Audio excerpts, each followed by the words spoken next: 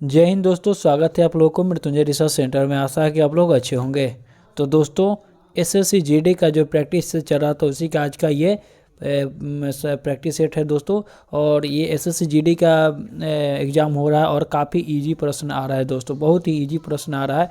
और cut off इस बार कुछ भी बोलिए बहुत हाई जाने वाला है। और अगर हम अपना कट ऑफ बताएं तो मिनिमम अगर जाएगा तो 120 जाएगा दोस्तों। ये इसका कट ऑफ होगा, 120 के राउंड में ही कट ऑफ रहेगा, ठीक है। और तो उसी मुताबिक आप तैयारी भी कीजिए। तो चलिए आज का पहले प्रश्न की ओर बढ़ते हैं। तो आज का पहला प्रश्न है कि कैबिनेट मिशन भारत में किस वर्ष आया था। बताना है कैबिनेट मिशन भारत में कब आया था। तो कैबिनेट मिशन 1946 में आया था। कैबिनेट मिशन 1946 में आया था। इसकी अध्यक्षता की बात किया जाए दोस्तों तो इसका अध्यक्षता जो थे लॉरेंस थे। अध्यक्ष इसका कौन थे? लॉरेंस थे। कैबिनेट मिशन के साथ में 3 लोग आए थे दोस्तों। एक तो लॉरेंस जो अध्यक्ष हुए थे और साथ में एक क्रिप्स और अलेक्जेंडर आए थे, ठीक है। क्रिप्स और अलेक्जेंडर आए थे। अगला प्रश्न है कि प्रसिद्ध फारसी त्यौहार नौरोज का प्रवर्तक कौन है। तो नौरोज का प्रवर्तक कौन है ये आपको बताना है। तो नौरोज का प्रवर्तक है बलबन, ठीक है। बलबन इसका राइट आंसर हो जाएगा। आप लोग याद रखिएगा बलबन। बलबन का वास्तविक नाम था बहाउद्दीन। बहाउद्दीन था। बलबन का वास्तविक जो नाम था वो बहाउद्दीन था, ठीक है। आप लोग इसको याद रखिएगा। बलबन ने एक प्रथा को ये चालू किया था, सिजदा और पैबोस की प्रथा भी बलबन ने ही, सिजदा और पैबोस की प्रथा भी बलबन ने ही स्टार्ट किया था। याद रखिएगा, सिजदा और पैबोस का प्रथा भी बलबन ने ही प्रवेश किया था। रक्त एवं लौ की नीति भी बलबन ने ही अपनाया था। इसको आप लोग याद रखिएगा, ठीक है। अगला प्रश्न है कि प्राग ऐतिहासिक युग में मानव कहाँ रहते थे। तो प्राग ऐतिहासिक युग में मानव जो रहते थे वो कंदरा में रहते थे। कंदरा में रहते थे। प्राग ऐतिहासिक में मानव कहाँ रहते थे? कंदरा में रहते थे। मानव की उत्पत्ति किस युग में हुई ये पूछा जा सकता है दोस्तों। तो मानव की उत्पत्ति किस युग में हुए? तो प्लायोसियन में हुआ। प्लायोसिन में हुआ है, युग में हुआ है दोस्तों, याद रखिएगा। और पूछा था सरीसृप की क्या युग है, कौन सा महाकल्प का सरीसृप का युग कौन था? मीसोजोइक जो था वो सरीसृप का था। मीसोजोइक ये पूछा जाने वाला प्रश्न, इसको आप लोग याद रखिएगा।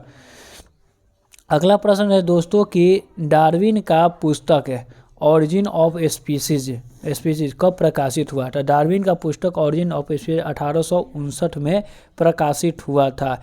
और अगर यहाँ से रिलेटेड से क्वेश्चन बताएं दोस्तों तो लैमार्क का कौन सा पुस्तक था ये बताना था। लैमार्क का कौन सा पुस्तक था ये आपको बताना है। तो फिलोसफी जूलॉजिक था वो लैमार्क का है, ठीक है। 1809 में वो प्रकाशित हुआ था। अगला प्रश्न है दोस्तों कि अगला प्रश्न आप लोग याद रखिएगा, बहुत इंपॉर्टेंट प्रश्न है कि भारत के किस नदी को वृद्ध गंगा कहा जाता है। वृद्ध गंगा किस नदी को कहा जाता है? वृद्ध गंगा बोलेगा तो गोदावरी हो जाएगा। वृद्ध गंगा गोदावरी। पूछा जाता है दोस्तों कि दक्षिण का गंगा, तो दक्षिण का गंगा बोलेगा तब कावेरी हो जाएगा। दक्षिण का गंगा कावेरी। लेकिन वृद्ध गंगा या दक्षिण गंगा अगर बोलेगा तब गोदावरी होगा। दक्षिण का गंगा बोलेगा तब कावेरी हो जाएगा। इसको आप लोग याद रखिएगा, ठीक है। अगला प्रश्न की ओर बढ़ते हैं। और अगला प्रश्न है नर्मदा नदी किस पहाड़ी से निकलता है। ये मैकाल की पहाड़ी से निकलता है। इसको आप लोग याद रखिएगा। दक्षिण भारत की सबसे लंबी नदी कौन है? दक्षिण भारत की सबसे लंबी नदी या प्रायद्वीपीय भारत की सबसे लंबी नदी गोदावरी ही हो जाता है। और दूसरा में आ जाएगा कृष्णा। दूसरा में हो जाएगा कृष्णा। अगला प्रश्न है दोस्तों कि मानव हृदय में कक्षों की संख्या कितनी है। मानव के हृदय में कक्षों की संख्या कितनी है? तो मानव के हृदय में कुल 4 कक्ष होते हैं, ठीक है। आप उसको याद रखेगा। मानव के हृदय में रक्त कैसे प्रवाह होता है इसको आप लोग याद रखिएगा। तो याद रखिएगा, ध्यान से सुन लीजिए कि दाएं अलिंद से स्टार्ट होता है, उसके बाद दाएं नीलय में जाता है। दाएं अलिंद से स्टार्ट होता है, फिर दाएं ही नीलय में जाता है, उसके बाद बाएं अलिंद में आता है, फिर बाएं नीलय में जाता है, ठीक है। इसको आप लोग याद रखें। घड़ियाल के कितने हृदय के चैम्बर होते हैं दोस्तों? तो उस घड़ियाल के भी 4 होते हैं। घड़ियाल के भी 4 होते हैं। पक्षी के भी 4 होते हैं। इसको आप लोग याद रखें। और मत्स्य के पूछेगा तो मत्स्य के 2 हो जाएगा। मत्स्य यानी कि मछली को हो जाएगा 2। और उभयचर के हृदय में होते हैं 3। उभयचर के हृदय में होते हैं 3 होते हैं, इसको आप लोग याद रखिएगा। अगला प्रश्न है दोस्तों कि स्टेनलेस स्टील के बारे में क्या है, स्टेनलेस स्टील क्या है। तो स्टेनलेस स्टील के बात किया जाए तो लोहा, स्टेनलेस लोहा, क्रोमियम क्रोमियम क्रोमियम और निकेल का मिश्रण होता है, अर्थात यह एक मिश्रण है, इसको आप लोग याद रखिए। अगला प्रश्न है दोस्तों कि इनमें से कौन सी बीमारी वायरस के कारण होता है, इनमें से कौन सी बीमारी जो है वो वायरस के कारण होता है, ये आपको बताना है। तो बात करें ये वायरस क्या होता है, स्मॉल पॉक्स जो बीमारी है वो वायरस के कारण है, वायरस के कारण है। बैक्टीरिया से होने वाले बीमारी को अगर नहीं जानते उसको लिख लीजिए दोस्तों, बोल देते हैं। बैक्टीरिया से होता है टाइफाइड बुखार, हैजा, टिटनस, क्षय रोग और डिप्थीरिया, ये सब जो है ये सब बैक्टीरिया से होता है। एक बार फिर तो बोल देते हैं, बैक्टीरिया से होने वाले बीमारी जो है टाइफाइड बुखार, हैजा, टेटनस, क्षय रोग, डिप्थीरिया, एंथ्रेक्स भी होता है दोस्तों बैक्टीरिया से ही। वायरस से कौन कौन होता है, तो खांसी जुकाम जो है, इन्फ्लुएंजा, डेंगू बुखार, एड्स, खसरा, पोलियो, चेचक, चिकन पॉक्स, ये सब जो होता है ये सब वायरस से होता है, ठीक है। फंजाई से कौन कौन होता है, त्वचा संबंधी रोग होते हैं, जैसे रिंग्स हो गए, वार्म एथलीट फुट हो गए, ये सब फंजाई से होते हैं। फंजाई मतलब समझ लीजिए कि त्वचा संबंधी रोग होते हैं। और प्रोटोजुआ से कौन होता है, तो मलेरिया, कालाजार, निंद्रा रोग होते हैं, व्याधि होते हैं, ये सब प्रोटोजुआ से होता है, ठीक है।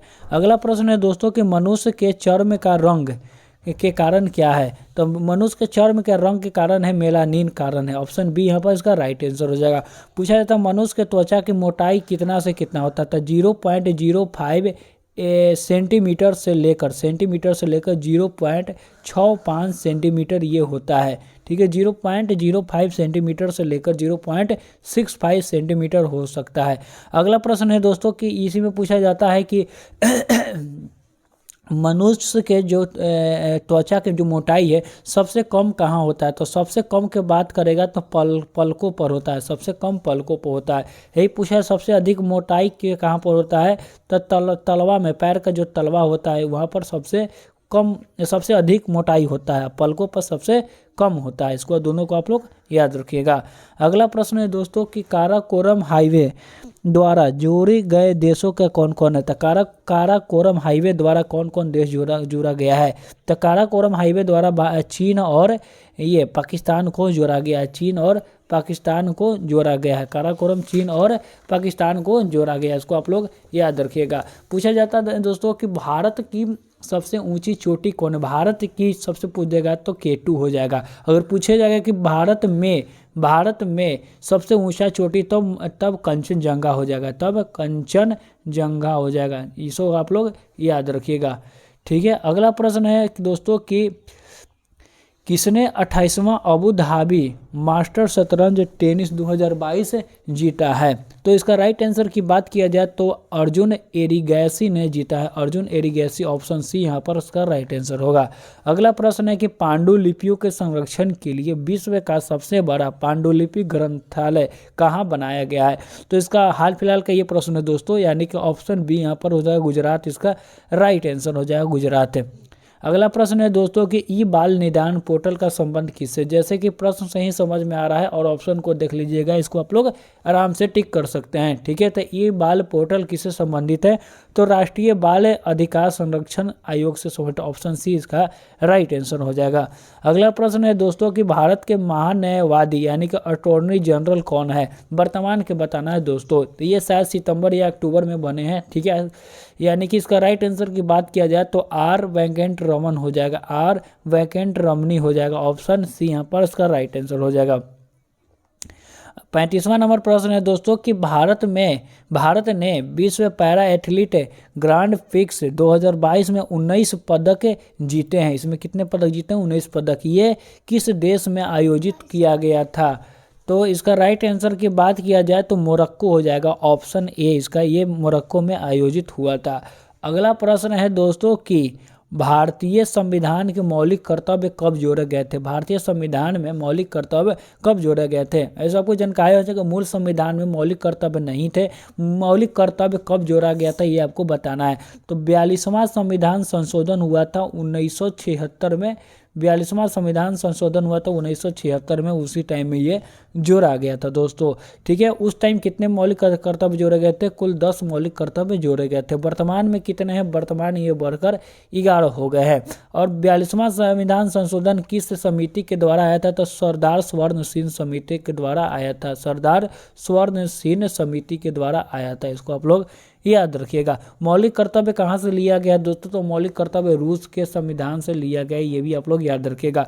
मौलिक अधिकार कहाँ से लिया गया? तो मौलिक अधिकार की बात किया जाएगा तो अमेरिका से लिया गया है। ठीक है, इसको आप लोग याद रखिएगा। इससे रिलेटेड प्रश्न पूछा जा सकता है कि राष्ट्रपति का पद कहाँ से लिया गया है? तो राष्ट्रपति का पद इंग्लैंड से लिया गया है। और राष्ट्रपति पर महाभियोग कहाँ से लिया गया? तो राष्ट्रपति पर जो महाभियोग का जो है वो अमेरिका से लिया गया है। इसको सबको आप लोग याद रखिएगा। नीति निर्देशक तत्व कहाँ से लिया गया? तो नीति निर्देशक तक आयरलैंड से लिया गया है। और आपातकालीन संकट में जो होता है वो राष्ट्रपति शासन, वो कहाँ से लिया गया? तो जर्मनी से लिया गया है। इस सबको आप लोग याद रखिएगा दोस्तों, इसे ऐसा ही प्रश्न आ रहा है। अगला प्रश्न है दोस्तों कि चुनाव आयोग को किस पद का चुनाव संबंध नहीं है? तो चुनाव आयोग जो है इनमें से अगर देखा जाए तो मुख्यमंत्री का जो चुनाव है वो उसके अंडर नहीं है। मुख्यमंत्री जो होता है वो राज्यपाल, जो राज्य में मुख्यमंत्री का चुना जाता है वो राज्यपाल द्वारा ही नियुक्त किया जाता है। और ये किस अनुच्छेद में बताया गया है? यानी कि 164 ये अनुच्छेद में ये बताया गया है कि मुख्यमंत्री का चुनाव नियुक्ति जो है वो राज्यपाल द्वारा किया जाता है। अनुच्छेद 324 में क्या है? ये प्रश्न आया हुआ है दोस्तों। अनुच्छेद 324 में क्या है? निर्वाचन आयोग का गठन इसमें है। अनुच्छेद 324 में निर्वाचन आयोग का गठन है। ये प्रश्न 10 जनवरी के किसी शिफ्ट में पूछा गया है दोस्तों, इसको आप लोग समझ रखिएगा। अगला प्रश्न है दोस्तों कि क्यू शब्द का प्रयोग किस खेल में किया जाता है? तो क्यू शब्द का बहुत ही फेमस प्रश्न है दोस्तों कि क्यू शब्द का प्रयोग किस खेल में किया जाता है? तो क्यू शब्द का प्रयोग बिलियर्ड्स में किया जाता है। ऑप्शन ए यहाँ पर इसका राइट आंसर हो जाएगा कि बिलियर्ड्स में क्यू शब्द का प्रयोग होता है। अगला प्रश्न है दोस्तों कि तैराकी की किस स्पर्धा में तैराक का गति सबसे अधिक होता है? तो किस स्पर्धा में तैराक का गति सबसे अधिक होता है? तो फ्री स्टाइल स्पर्धा में तैराक का गति सबसे अधिक होता है। अगला बहुत इम्पोर्टेंट प्रश्न है दोस्तों कि रंगोली लोक शैली प्रचलित है। रंगोली लोक शैली प्रचलित है। कहाँ की रंगोली लोक शैली प्रचलित है ये आपको बताना है। तो रंगोली जो लोक शैली तो वो महाराष्ट्र की हो जाएगा। ऑप्शन बी यहाँ पर इसका राइट आंसर हो जाएगा। अगर मेहंदी की बात किया जाए दोस्तों कि मेहंदी, देखिए दोस्तों लिख देते हैं, बहुत ही इंपॉर्टेंट यहाँ से प्रश्न आता है कि मेहंदी और मेहंदी और मांडना राजस्थान का हो जाएगा। मेहंदी और मांडना राजस्थान का हो जाएगा। बिहार का कौन होता? अरिपन हो जाएगा दोस्तों, बिहार का हो जाएगा। अल्पना पश्चिम बंगाल का हो जाएगा। गोडना बिहार और झारखंड दोनों में होता है। गोडना बिहार और झारखंड दोनों में होता है। चौकापूर्णा उत्तर प्रदेश में हो जाएगा। चौकापूर्णा उत्तर प्रदेश में हो जाएगा। तो दोस्तों यही था आज का एसएससी जीडी का 20 प्रश्न। आपको कैसा लगा और आपको अच्छा लगा तो इसे लाइक शेयर सब्सक्राइब जरूर लिखिए। और कमेंट में जरूर जय हिंद लिखिए, क्योंकि हम लोग एसएससी जीडी का देश के लिए तैयारी कर रहे हैं दोस्तों। और अगर नए हैं तो चैनल को सब्सक्राइब कर दीजिए दोस्तों।